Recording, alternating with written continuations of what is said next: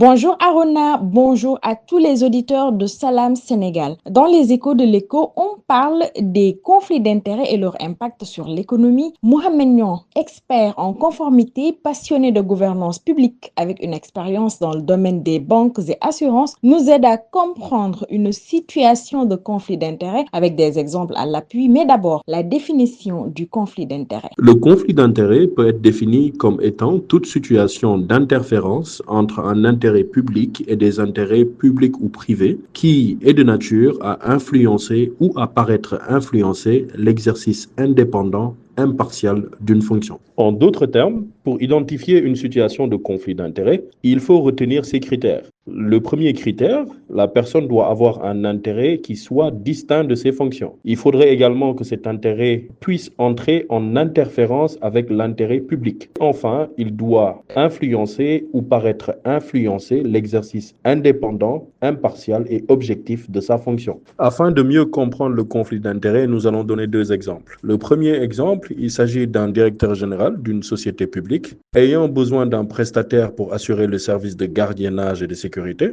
Ce directeur général va bénéficier de sa fonction et signe un contrat de prestation avec une société de gardiennage dont il est lui-même actionnaire majoritaire. Le deuxième exemple, toujours un dirigeant d'une administration publique qui participe à des entretiens de recrutement, interroge les candidats et finit par signer un contrat de travail au candidat retenu. Finalement, ce candidat s'avère être un membre de sa famille, conjoint, conjointe, frère, sœur. Et puis Arona, notre expert en conformité, revient sur les dispositions à prendre pour lutter contre les conflits d'intérêts qui évidemment ont un impact sur l'économie. Mohamed Niang, que je vous propose de réécouter. Dans un exercice de transparence vis-à-vis du peuple sénégalais, le chef de l'État a ordonné récemment la publication des rapports des corps de contrôle. À ce titre, les conclusions de ces différents rapports renvoient au risque de conflit d'intérêts au cœur de certaines infractions identifiées, telles que la corruption, l'abus de biens sociaux ou le trafic d'influence. La prévention et la gestion des conflits d'intérêts, surtout dans le secteur public, sont essentielles pour aider les gouvernements à renforcer l'intégrité publique. S'ils ne sont pas détectés ou s'ils sont mal gérés, ils peuvent porter atteinte à l'intégrité des fonctionnaires, des décisions, des agences et des gouvernements. Si les conflits d'intérêts ne sont pas résolus, ils peuvent conduire à ce que les intérêts privés s'emparent de l'administration publique. C'est la raison pour laquelle, d'ailleurs, il serait sage de considérer la prévention des conflits d'intérêts comme un élément d'une politique plus large de prévention et de lutte contre la corruption. Dans ce contexte, les politiques de conflits d'intérêts représentent un instrument important de construction de l'intégrité du secteur public et surtout un outil de défense et de promotion de la démocratie. Toujours dans le cadre de la maîtrise de ce risque de conflit d'intérêts, au-delà de la nécessité de renforcer la législation en la matière, notamment par un régime déclaratif systématique, déclaration des relations personnelles, déclaration systématique des relations financières directes ou indirectes qui peuvent exister, déclaration des activités professionnelles qui sont exercées, notamment celles qui pourraient être